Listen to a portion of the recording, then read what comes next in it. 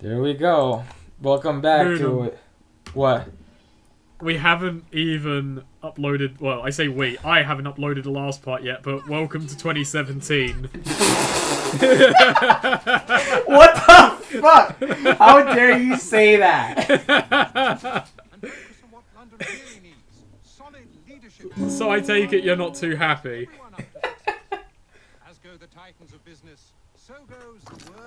This guy's a banker, by the way. You couldn't tell.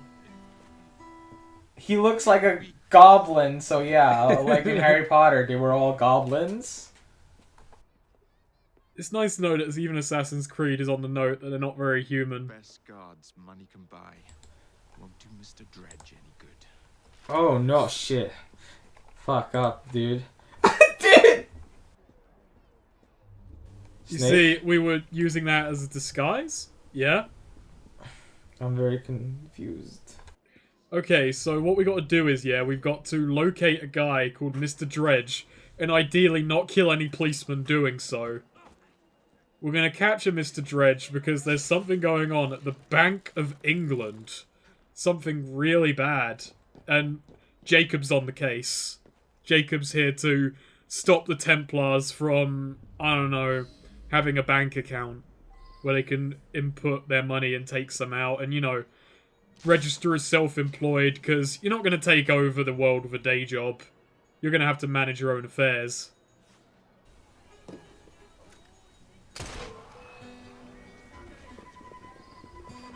So you might think my plan for kidnapping him is weird, but trust me, what I just did was fucking genius. But he had the best guards in town. Yeah. But they can't navigate a smoke bomb. Look at all of them trapped behind that wall of impenetrable fog. The same thing has happened to me. I don't believe in anything after the fog. Meanwhile, he just abandoned the best guards money could buy and drove into an invisible wall. That's the guy? Why doesn't he get off? Like, ow. Because he's too fast for me right now. That was embarrassing. You just got fucked up by the back of a horse carriage. Yeah, but he crashed into an invisible wall, so he's more embarrassing.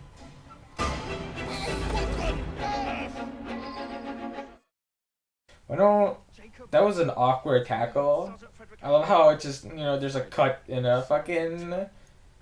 and the animation happens. This wouldn't happen if this game was a PlayStation 3 exclusive. If they focused it just like that, we'd have had proper cloth physics and his beard wouldn't look awful. We'd have real-time hat switching. Also, the guy we caught turned out to be that policeman in disguise from the start of the game. So that mission was a waste. Jacob looks like a goddamn animatronic that's running out of batteries. Look at him! I disagree with that. I don't think he has batteries. He looks like an... When I was a kid, I was given an Action Man figure for Christmas, and it had fake stubble. Jacob's stubble looks worse than that. Which was just some weird felt tip bullshit going on. He looks like an absolute creeper too. Have you seen his face? Like how he looks at things? Look at him. He sees the world through the eyes of a man who's like, I could make all of this burn, and I will say it was for the greater good. Good cutscene. No. I don't know what's going on. Did that dude just walk backwards? Just walking away from... Oh, fuck, I don't want to get involved. Bounced. I don't want to get involved with Jacob. The assassins, their gravity is just fucked up. Everything bounces off of them. What if you hadn't stealth killed them? Would be like, aha, you fail. Go back. This is just an optional event. It'll just like say, oh, well, I'll spawn another one 5 minutes later. That's fine. That wasn't very stealthy.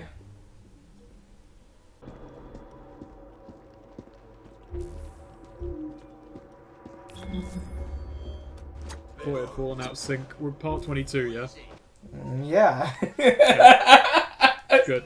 Wait, Sorry, what's it's going just on? I did not see a guy bouncing, and I'm really confused. Oh, well, he didn't really bounce. He just kind of like moved weirdly, quickly. Like it wasn't very. It wasn't very. It wasn't terribly exciting. It wasn't. Where the devil is it? Where the devil is it? Where the devil? I'm trying to find the devil. He'd be a friend. Where is it? I can't take a weapon dealer seriously if his name is Cockham. It sounds like a pun. Cockham.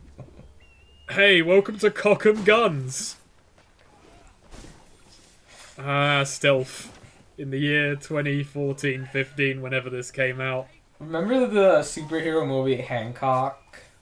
I do. It was a terrible movie. Yes, but all I remember that when I was a kid, when it like had come out, was that it literally had cock inside of the title. I believe that's the only reason why I ever watched it. How many dead bodies were in that? At least 4. You know, leaves are kind of heavy, and like not leaves, so fucking hay. Even hay is kind of heavy in backs like that, and it just doesn't. It's not like. Fine. You don't know Like about it's- English hay. It was very, very brittle, very weak. It just displaced easily. It was good hay for that. I don't think you're gonna hide people in it though.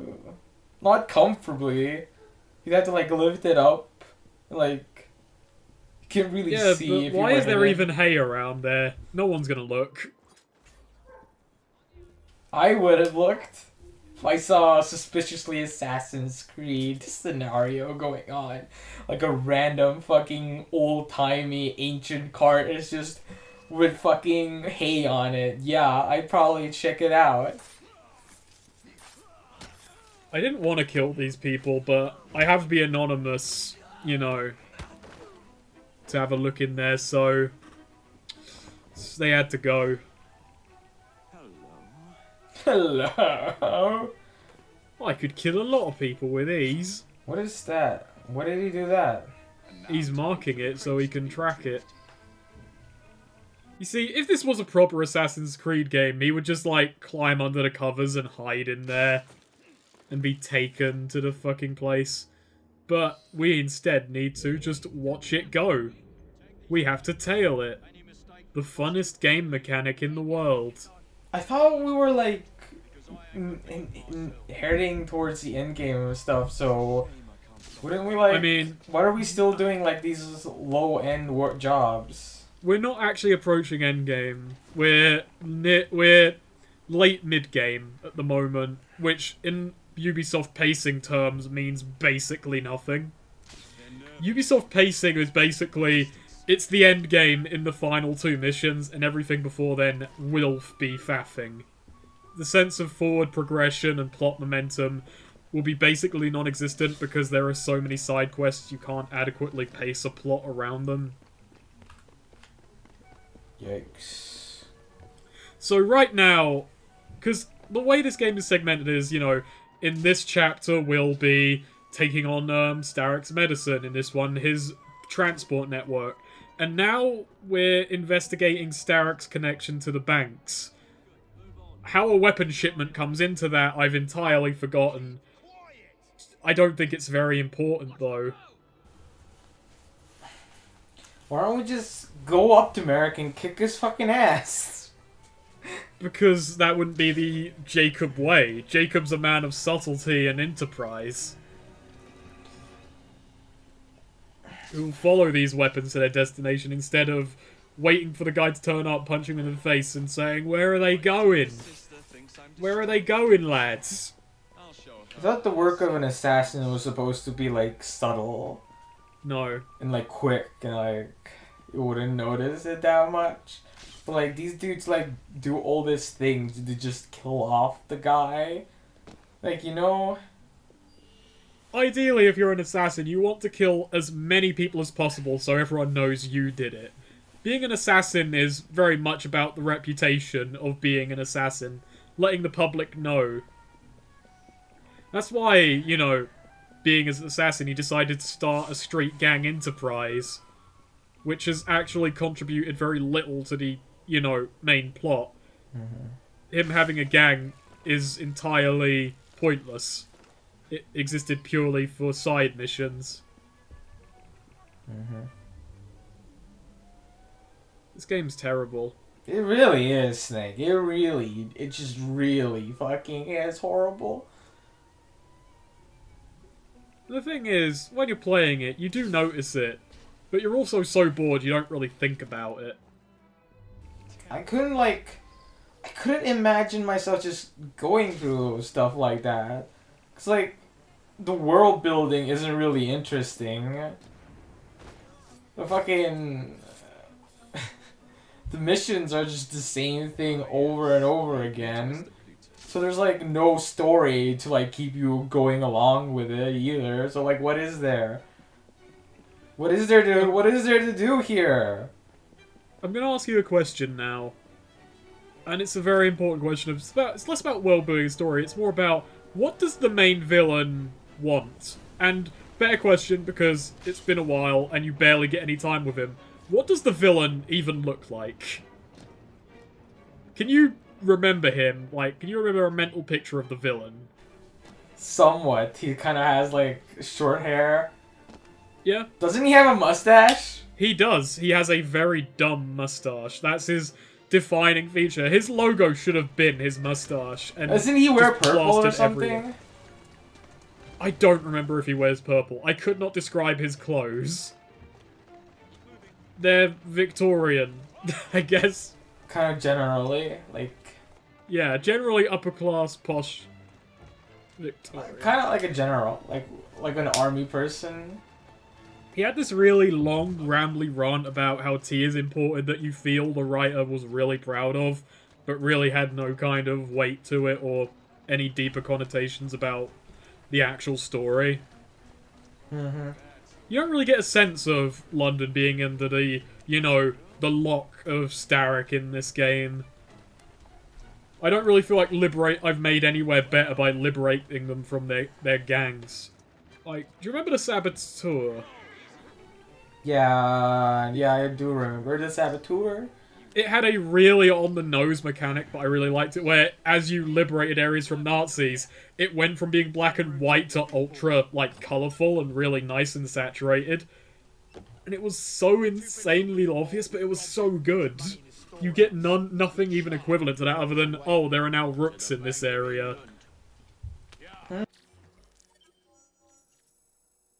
Since it is, like, an actual area that has existed, could they, like, not really, like, think of what to do to change things?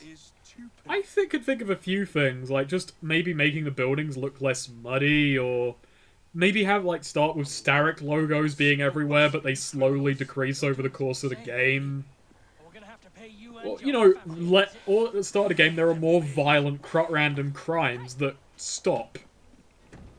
Just kind of subtle indicators that, oh, I'm making London a better place, whereas I feel I've made London entirely worse. Yeah, I think these are just, like, mini-game gimmicks, basically. Like, everything you can do is just a mini-game. Basically, yeah. There's just a ton of very minor, lacking in-depth gameplay mechanics. And now I've been playing Watch Dogs 2 as well. Well, this is something I'm actually gonna talk about in my review because it's impressive. I realized what Ubisoft has done because they're really bad at making stealth games, which is they've just made every single stealth gimmick they have incredibly overpowered to make you feel like the stealth is worthwhile. Like, smoke bombs stop everyone, knives kill everyone and don't cause any problems, and you know, no one cares. And if someone finds a body, what do? They walk over to it. They walk into the open. It's so fucking terrible. You know, and yeah, just everything is like a mini game. They don't really gel together all that well. Okay, so also story-wise now, this is the Evie fixes what Jacob did last chapter mission that happens every chapter. Wait, that's literally it? That's what happens? Yeah, I've noticed it. Every chapter, Evie has one mission where she fixes what Jacob does. Like, in the medicine mission, him shutting down Starrick's supply also cost legitimate medical supplies to local hospitals. So Evie has to go and fix it. Jacob destroying all the bus infrastructure caused a power vacuum, and currently all the bus fares are at war with each other. Is this... What? I don't know. It's so stupid. So this guy wants to start the General Omnibus Company to kind of, you know, consolidate everything. Bring it all together. Oh, give me a minute here. I just fucked up brutally. I appreciate that animation being in the game, but it's very stupid. Oh, that dude just died. Really uncomfortably. Died super hard. So I stabbed someone outside. Someone fired a gun, a random NPC, and the NPC panicked and is now sprinting away from his guards. Come to me. There we go. That was very convenient. He brought the deed right to me. I'll be leaving now. Bye.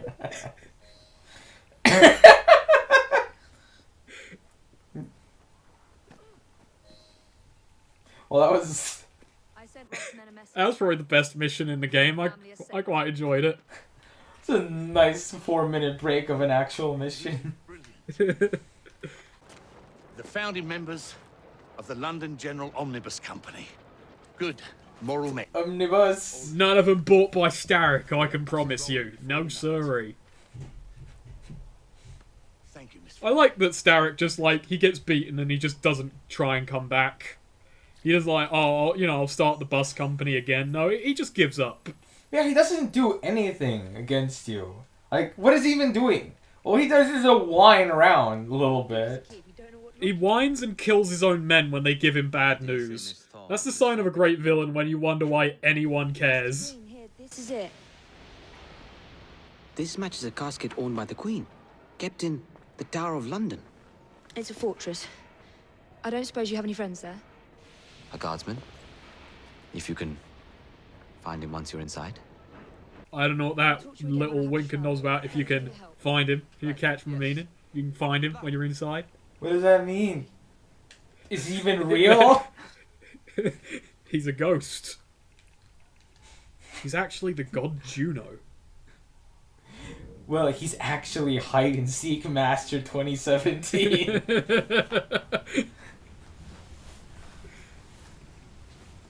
Lots of guards. This is such a fucking over-the-top melodramatic entrance. I just on board, like, fucking... It was unnecessary, too. Like, imagine, just to look cool, you are on a boat for, like, 10 seconds, and then, like, well, I gotta go off, jump into the freezing fucking river.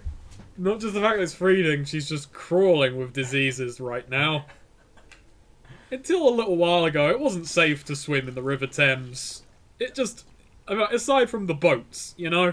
It wasn't a nice venture. What, did it burn skin off? I wouldn't say it went that far, it was just absolutely disgusting. I think the least you could say is filled with dead rats. Oh, Jesus Christ. That's some plague material right there. So, Lucy Fawn, the right-hand woman of Starrick, this is her mission where you assassinate her, which basically tells you right away that she isn't even a boss fight. I could just stab her in the back, which, you know, I'm fine with. I'm not with the Royal Guard. How many of you are there? Tell me. Let me go. That guy immediately fucked up.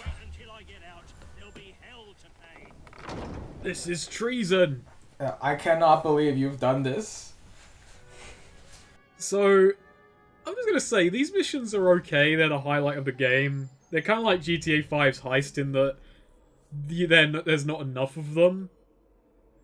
I honestly think that when they make an Assassin's Creed game, they think of 5 good missions. And they're like, right, now we just have to make 80 missions. Because these are like, the gimmick of this game is you go around and you identify certain NPCs, And then if you talk to them, you get an optional way to complete the mission. And, you know, that's fine. Like, this guy... and they are distinct. Like, this one, I steal this guy's key, that opens a bunch of doors into the tower. And that's the, that's, like, the stealth opportunity. But the kind of thing is, it's like, if you wanted to see all of these routes, you'd have to replay it 3 times, because very rarely do these distinctive paths overlap. Like, if I go and free the constable, or the Yowman, or whatever the fuck he was called, then his allied guards will come and work for me, and I can storm the palace. Or I can storm the tower. Which, that's the violent end, but I can't, like, get the key and it's like, no, guys, I know a secret way in, and then lead my brigade of allied guards around the back for a stealth attack. I just wanted to steal his key, I didn't want to do that. But okay, why not? He screamed though, did no one hear that? No, no one did. No one He went, listened to ah! screams. No one heard screams in Victorian London.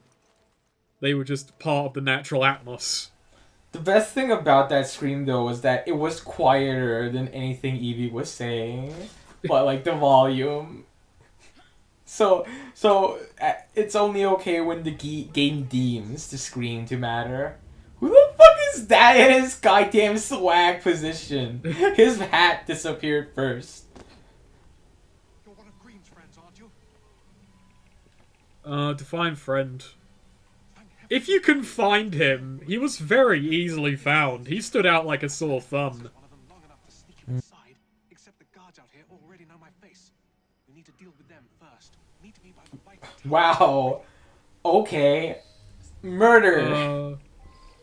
Holy shit, is that Dark Souls? Was that Dark Souls? It was a Dark Soul. I'm not doing his mission, by the way. I don't care about his mission. Fuck him and his Dark Souls. That guy we just talked to. Unlock... Yeah, I'm like, oh cool, get some allies, yeah. Let's just go free the Constable of the Tower. Constable of the Tower? It's a nice title. For what is basically just fucking manager at McDonald's. Well, yeah, but you know, he has a tower. There's no McDonald's tower. Yes, there is. Like, there's that McDonald's that is, that was built as a church. Like, the general frame of a fucking church house. And it has That's beautiful. That's basically a tower. You know, I appreciate McDonald's sponsoring the arts and architecture. True. Let's just get unstuck from that door and move on.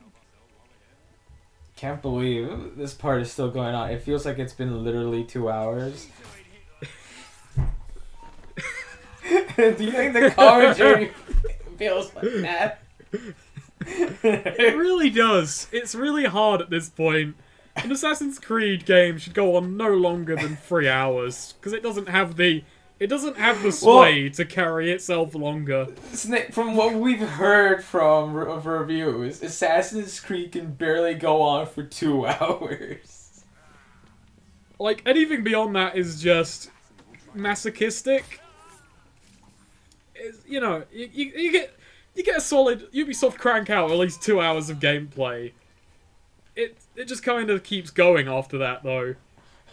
And I'm just going to spoil something. This game doesn't have end credits, so you don't even really feel like, oh, have I reached the end? Like, you do the final mission, and it just dumps you back in and says there's still more to do. And you just kind of feel like dying a little on the inside. Jesus. Like, someone had the balls to write the message, hey, still more to do, and a new mission unlocks. I didn't do that mission. I just stopped. I just stopped the recording and walked away. Ubisoft feels like they just don't give a fuck about narrative. Like, What's weird is I think they do. They're just really bad at it. Like, even Like, they GTA. kind of half give a fuck. They give a fuck about making it keep going. Like, every GTA game has an ending, you know? Well, every GTA game is a self-contained narrative. Meanwhile, every Assassin's Creed game is a combination overarch and self-contained narrative. And the self-contained narrative is so threadbare because they've ran out of interesting ideas for assassins. They've ran out of interesting motivations. Yeah, they think this is like an RPG, you know, that has a lot of things to do in it, which would, like, you know, maybe be okay with something like that if it goes on. Like Fallout, how that goes on.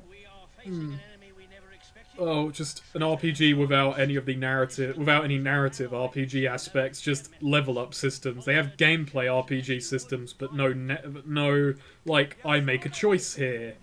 I make a meaningful decision about how we should proceed. I make a moral choice. And it's...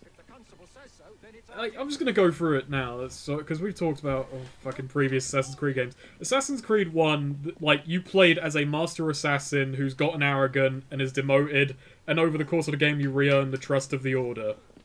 And that's, you know, that's fine. It's a pretty good opening bit to kind of... You're the cool guy, but then you get knocked down. Assassin's Creed 2, you'll play as someone who is slowly introduced to the assassins in Ezio, and then becomes a master assassin over the course of the game. And then his narrative goes on for 2 more games. Assassin's Creed 3, you play as a boring man. Which, you know, they kind of already tackled that in Assassin's Creed 1 and 2 through Desmond, so they were masters at writing a boring character. Assassin's Creed 4 has probably my favourite main character, because he doesn't give a fuck. Like, the only thing that's wrong with him is he starts caring about the assassins at the end. Like, he's a pirate. And he gets involved in the assassins somehow. Why? I don't remember how. His whole motivation is he has a wife. Well, he has a wife back home, and she's having a baby, and he feels inadequate because he doesn't have any money, and he doesn't want to go and do manual labor. So I'm gonna go be a pirate because that makes money. I agree. Which, you know, it's fine for a video game narrative. You just gotta have money sometime. Yeah, you just gotta have money sometimes. So then he goes and becomes a famous pirate. And he makes a lot of money, but he also makes a lot of enemies, and stuff happens. Assassin's Creed 4 isn't as good as people think it is. Yeah. Like, I'm not even talking about the Assassin's Creed part, I'm talking about the pirate part. It's not that great. It's a worse version of Sid Meier's Pirates. Buy that instead. That's a pirate game. I remember my friend having that game, and we never got it to work. So I have That's a shame. No idea what that game's about. It's a really fun Sid Meier's game where you just play as a pirate. There is a main plot thread, but you don't have to follow it. Like, your character ages naturally over the course of it, so every run of the game is its own little thing. Like, it's mostly the same, but sort of random. You can just go focus on becoming the best pirate, or try and avenge your murdered family in the intro. Or you can decide, fuck the dead family, I'm just gonna go and be a pirate. Meanwhile, Assassin's Creed 4 just feels like a watered-down version of that. Oh, you can go around, you can romance governors' daughters, become a soldier of, like, one of 4 countries, or just be a privateer and kind of fight their wars on the side by proxy. Like, it's fun. It is a shallow game, but it's shallow in a kind of charming way in that it's like, here's every element of being a pirate. Whereas Assassin's Creed 4 it's an Assassin's Creed game, but you have a boat, and you're technically a pirate. That's a distinction I'll give it. Like, the naval combat is a bit better. Because, you know, it's a bit more modern, it's a bit more weighty, but I don't care. Yeah. Then I want it sealed until you receive further orders. Anyway, that's the most fun I had in this part of the commentary, and it was talking about anything. Oh, there he is! There he is! He's a bit annoyed at the moment because he's not fully dressed. I'm not fully dressed and all my friends are dying because I'm not doing anything. I'm really bad at this. How did I get this far? I am the least villain ever. How did I even get this far? Maybe this guy was just a jobber. Like, you know, he was just the son of some good Templar and they handed him this operation. And he's just a daddy's boy, basically, who got the job. That's the only way that I can adequately think of him getting anything done. Isn't fucking Templar shit daddy shit, though? Because, like, I thought it was like a family also. Well, it's more like just a big secret evil organization, but there have been, like, cases of like, oh, I'm a Templar because me daddy was a Templar. There was no key found on her body, sir. Hey, he didn't kill the guy. He's improving, I guess. Oh no, not the chair! Classic Kylo Ren move. It wasn't even a chair. It was, I believe, a table. Some sort of desk thing that you wouldn't sit on. Truly, it wouldn't sit on that. So that's the villain man. He's he said he'll raise hellfire, but I don't think he will. God, well, nice.